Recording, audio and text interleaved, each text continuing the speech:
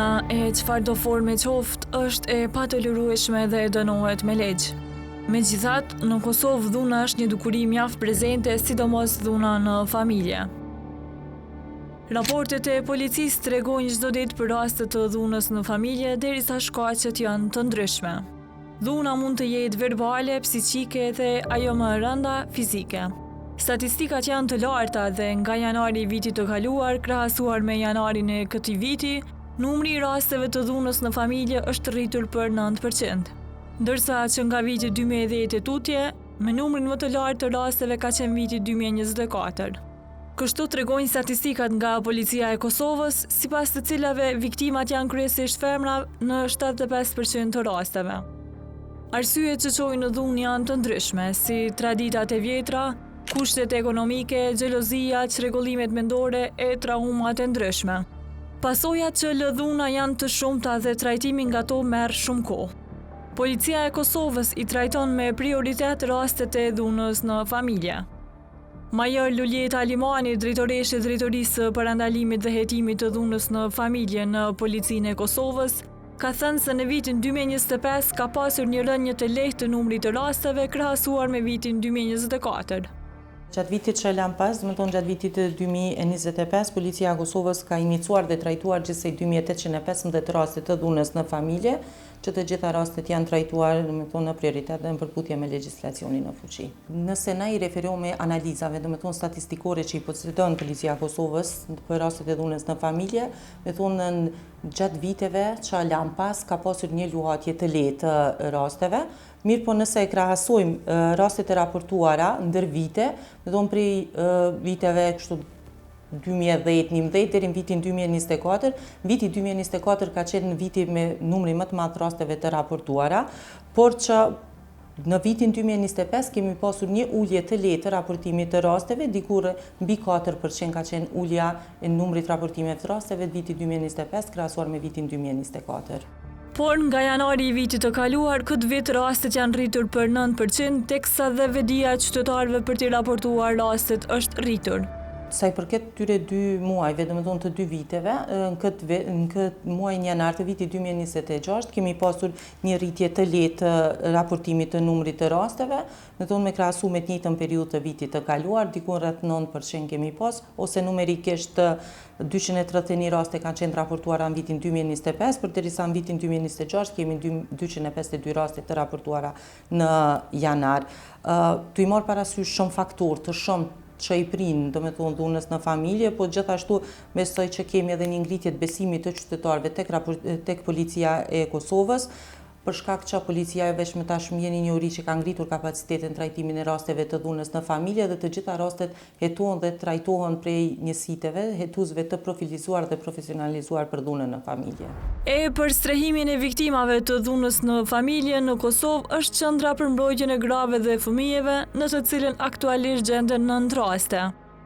Drejtoresha e kësaj qendre, Zana Hamiti Aslani, për dokumentarin Ekspoze ka thënë se në vitin 2025 ka pasur një rënje të numrit të viktimave të strehuara, por që kjo nuk nënkupton reduktimin e dhunës në familje. Aktualisht në strehimore janë 9 raste. Gjatë vitit 2024 janë strehuar 149 viktima, ndërsa gjatë vitit 2025 janë strehuar 110 viktima.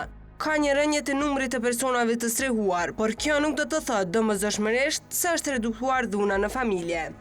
Për dhunën në familje, shkaktarët e pasojat e saj ka folur dhe psikologja klinike Pranvera Jetishi Çollaku. Për dokumentarin Ekspoze, ajo thotë se është shqetësuese rritja e numrit të rasteve të dhunës. Dhuna në familje është shumë shqetësuese për faktin që kemi edhe një dëshmi që është në rritje viteve të fundit, dhe pasojat e saj janë të kushtueshme për vetë individet e përfshim edhe për familjarët e tjerë. Ajo ka treguar se ka shumë faktorë që ndikojnë në shfaqjen e dhunës në familje, përfshirë stresin, varësinë ekonomike, frustrimet e të tjera. Shikuar nga këndvështrimi psikologjik, faktorët e shfaqjes së dhunës në familje mund të jenë të shumtë për faktin që kemi modelet mësuar të zgjidhjes problemeve përmes agresionit, pastaj janë stresi dhe përditshmëria e vështirë që kalojnë çiftet, mund të jetë varësia ekonomike dhe keq përdorimi i financa nga njëra anë e partnerit, ku lehtësisht mund të hynë në probleme verbale e mandej të kalon edhe në aspektin e dhunës fizike.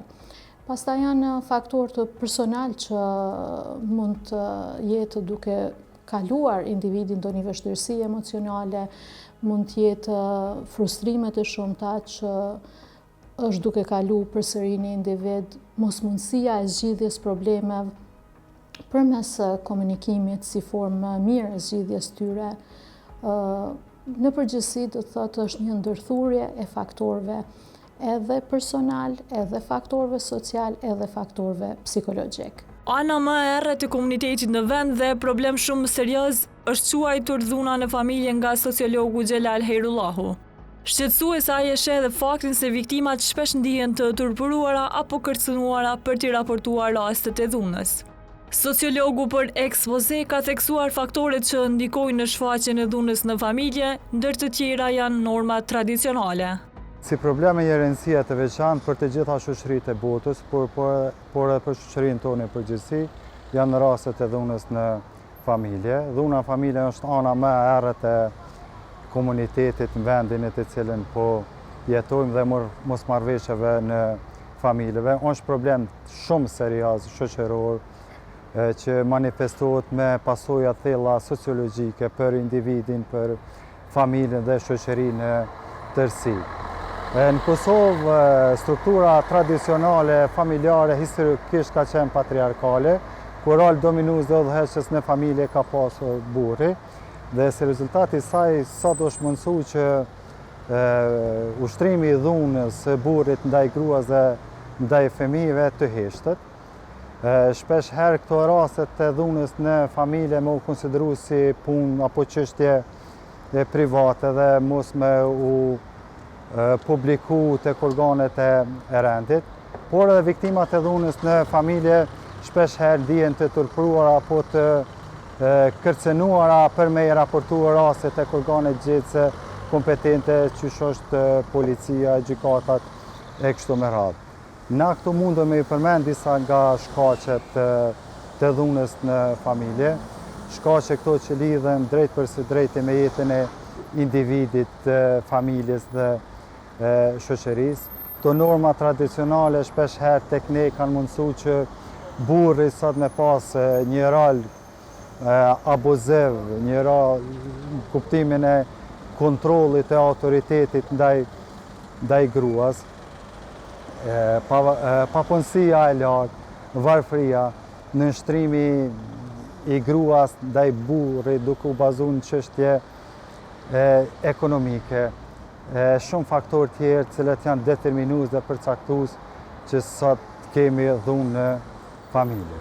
Dhuna është disa llojesh, psikologjike, fizike, ekonomike e seksuale. Majori Alimani për ekspoze thot se në rastet e raportuara në polici, prind dhuna psikologjike dhe ajo fizike, shpesh edhe të kombinuara.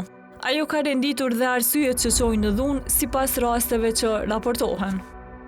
Zakonisht format më të shpeshta që i raportojnë viktimat e dhunës në familje janë dhuna psikologjike, dhuna fizike, ekonomike dhe seksuale. Po nga të gjitha këto, domethënë dhuna psikologjike prind, e pasuar nga dhuna fizike, kurse këto dy domethënë format e tjera janë më pak të raportuara, po gjithashtu dhuna psikologjike dhe fizike shpesh janë edhe të kombinuara brenda një rasti.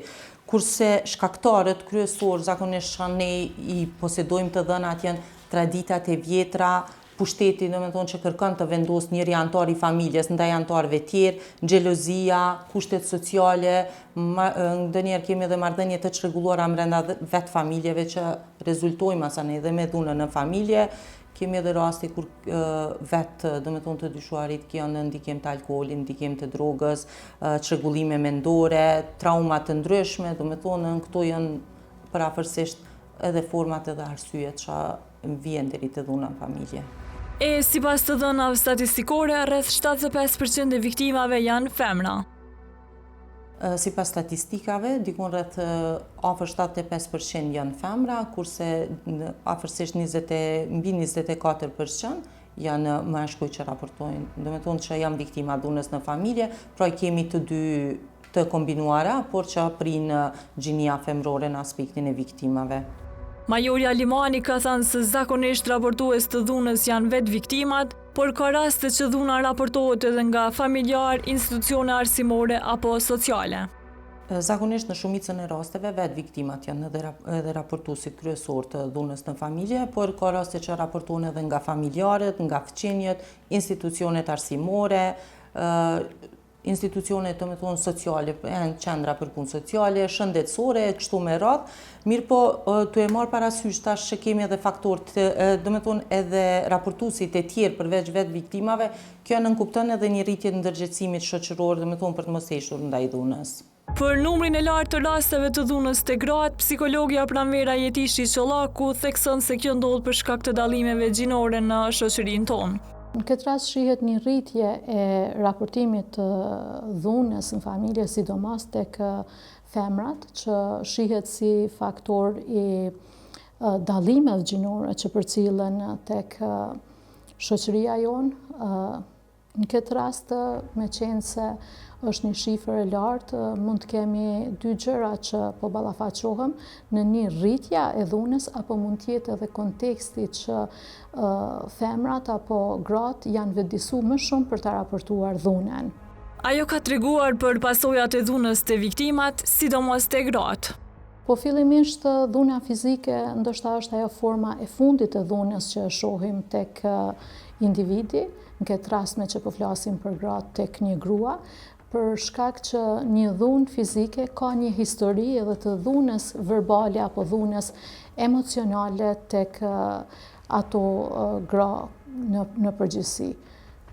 Për shkak që shfaqen her pas here, injorohen, ose përbihen për arsye të ndryshme, nuk raportohen me kohë dhe pretendojnë të zgjidhen në mënyra alternative. Se në shumicën e rasteve gratë janë viktima e ka potencuar edhe sociologu Hajrullahu, i cili thotë se rastet raportohen më shumë dhe në këtë kanë ndikuar disa faktorë. Me arsimimin, me urbanizimin, me ndikimin në rrjeteve të organizata ndryshmeve jo qeveritare, është mundësu pak ma shumë që këto rastet e dhunës të raportohen apo të denoncohen. Sipas Ministrisë së Drejtësisë, vetëm gjatë vitit 2025, dikon janë raportu 2815 raste të dhunës në familje, ku shumica dërmuese e tyre janë dhunë burrit të ushtruar ndaj gruas. Strehimorët për viktimat e dhunës në familje kanë kapacitet për 24 raste njëkohësisht dhe viktimat aty mund të qëndrojnë për 6 muaj.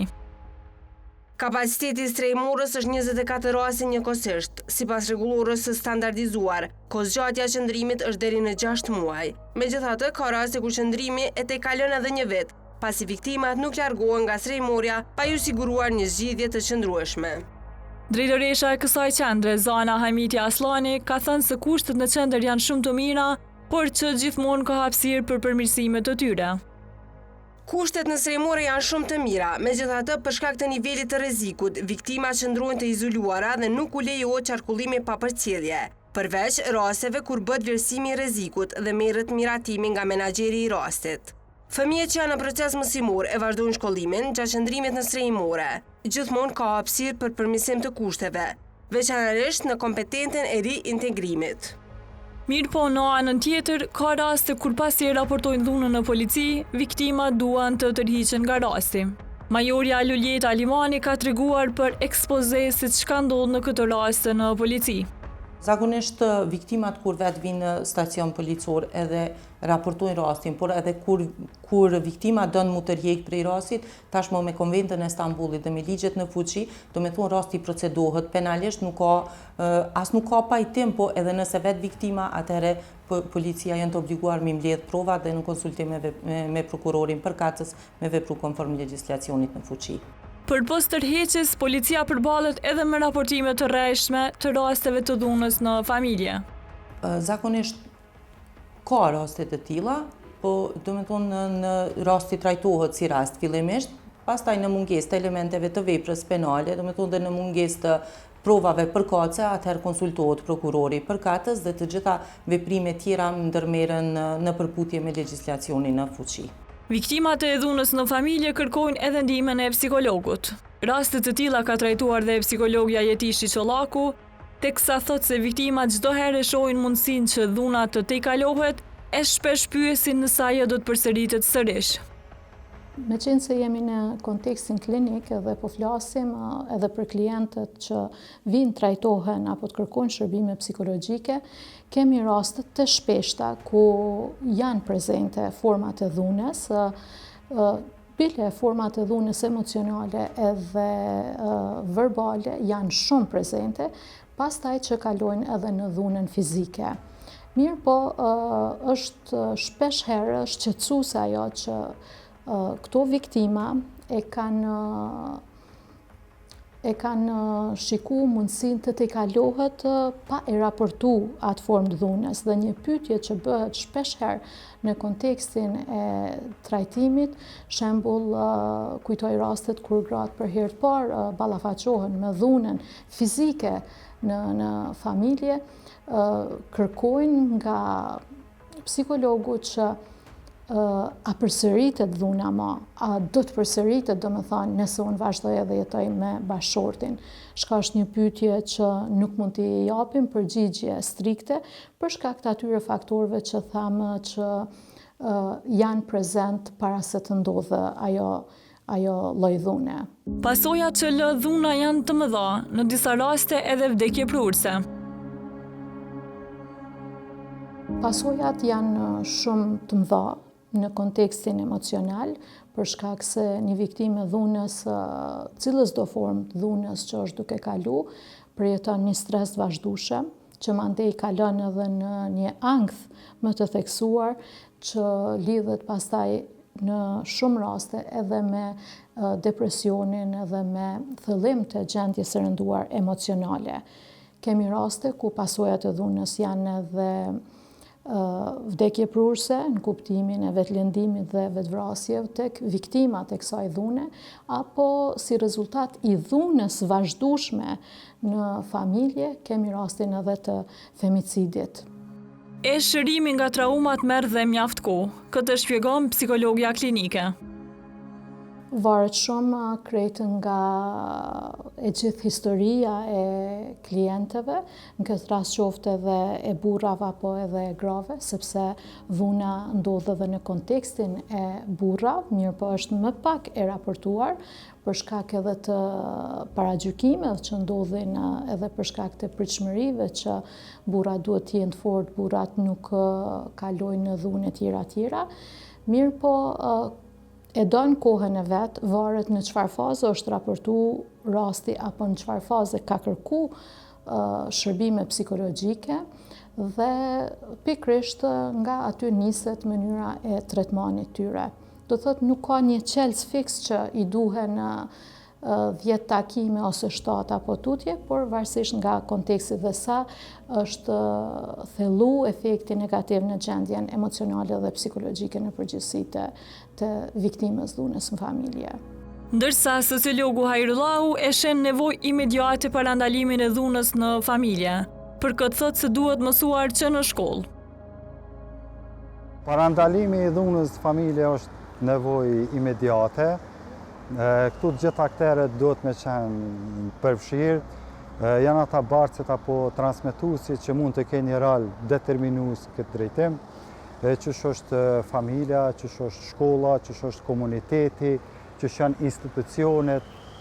Normalisht në shkollë më shumë duhet me mësu për edukimin dhe për barazin gjinore, kjo është tepër e rëndësishme. Në familje më shumë duhet me hanë shprehje e komunikimin ndërmjet antarëve dhe të përdorët ajo logjika e arsyes, jo e forcës në zgjidhjen e problemeve. Shpesh herë tek ne është kriju bindja dhe përshtypja që fqinjet apo komuniteti mos të denoncojë rastet kur vren apo sheh që afër tyre ka dhunë në familje. Të gjitha këto mundsojnë me pas parandalimin e dhunës në familje. Ai numëron dhe aktorët kryesorë që mundsojnë parandalimin e dhunës në familje. Edukimi, barazia gjinore, komuniteti, institucionet përkatëse, shpeshherë janë aktorët kryesorë që mundsojnë parandalimin e dhunës në familje. Në gjimnazin Ahmet Gashi mësohet mësimi zgjedhor parandalimi i dukurive negative. Mendoj që kjo landë shpeshherë mundson që t'ju mësohet në fëmijëve se si mos të përdoret alkooli, droga, dukuri tjera negative që janë prezente në shoqërinë tonë. Dhe bëj apel që edhe shkolla tjera në kuadër të mësimit zgjedhor ta kenë këtë lanë që sadopak fëmijët mësohen për dukuritë negative cilat janë prezente në shoqërinë apo në vendin ku po jetojnë. Në aspektin psikologjik ka edhe disa faktorë që ndikojnë që viktimat të mos e raportojnë dhunën. Është shumë e vërtetë që në kontekstin tonë shoqëror nuk raportohet fillimisht dhuna ose ndonjë problem tjetër që çon deri tek një dhunë për shkak të stigmes ende prezente, të nivelit lartë të saj në shoqërinë tonë, të frikës nga mbajtja e konfidencialitetit shpeshherë të institucioneve apo personave ku i drejtohen. Në raste të caktuara mungon edhe edukimi për ta raportuar dhunë, mungon vetdia edhe për atë mënyrën që të gjithë jemi të barabartë para ligjit, para drejtësisë e tjera tjera. Viktimat e dhunës në familje kur shkojnë për të raportuar rastet në polici kanë edhe kartelin e viktimës me të dhënat për të drejtat dhe detyrat e tyre. Çto janë detyrat çka hetuesi duhet me diskutu, çto janë të drejtat që ligjore që i ka viktima, do me thonë pa pagesë, shërbimet që i ofron shteti, ndihmën përkthimin, ndihmën mjekësore, ndihmën juridike, falas, mbrojtësinë e viktimës, të drejtën për urdhër mbrojtës, do me thonë komplet këto, edhe tash këto është statusi i rastit. Do me thonë kjo jepet çdo viktimës, për shkak që viktima jo çdo herë është në gjendje me kuptu policin për situatën ose për rrezikun që i ka nosur. Po kur qetësohet në shtëpi, ajo mundet mi lexu të drejtat ose ai edhe e din sakt nëse ka nevojë dikun e gjejnë veten ku me kërku ndihmën. Krejt në fund, Majori Alimani ka dhënë një mesazh për dhunën në familje dhe raportimin e saj. Njoftojmë të gjithë opinionin që meqense dhuna në familje nuk është çështje private, po është shkelje e ligjit dhe cënimi i sigurisë, me thonë çdo raportim shpëton jetë. Andaj policia mbetet e përkushtuar dhe në parandalimin dhe luftimin e çdo forme të dhunës. Inkurajojmë çdo qytetar të raportojë për shkak që raportimi shpëton jetë dhe ndihmon në mbrojtjen e viktimave. Që të rritet vetdia e të parandalohet dhuna, bën thirrje edhe psikologja Pranvera Jetishi Çollaku, e cila po ashtu bën thirrje që dhuna të raportohet në institucionet përkatëse. Është shumë e rëndësishme që të ngritet vetdia për kujdesin edhe për mirëqenjen personale, mirëqenjen emocionale, të rritet vetdia për atë se çfarë shkel kufite secilit individ dhe çfarë mund të jetë dhunë emocionale, dhunë psikologjike apo dhunë fizike, të raportohet me kohë, të raportohet në institucionet adekuate dhe të shikohet mundësia e zgjidhjes tyre problemeve paraprake përmes komunikimit dhe forma adekuate të zgjidhjes tyre në mënyrë që të parandalohet edhe theksimi më i madh i tyre deri te format më të rënda të dhunës edhe të marrjes jetës së këtyre individëve. Urojmë që rastet të dhunës të jenë sa më të pakta, që njerëzit të vedisohen e të mos abuzojnë me tjetrin, as në aspektin psiqik e as në atë fizik, dhe që çështjet të zgjidhen me dialog e jo me dhunë. Por kur ajo është e pranishme, duhet të raportohet e jo të heshtet.